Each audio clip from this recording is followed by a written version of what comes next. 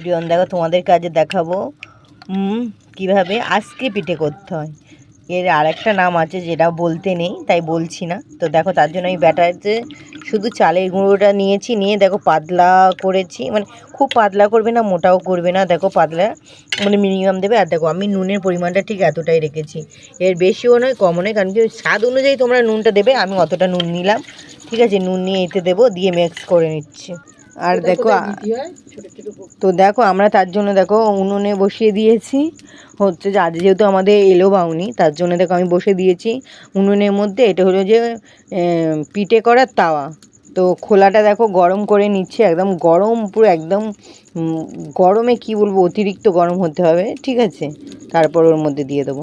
তো দেখো আমি এক ডাবু মতো নিয়ে নিয়েছি ব্যাটারটা, নিয়ে এবার দিয়ে দেবো। চাপা দিয়ে দিলাম।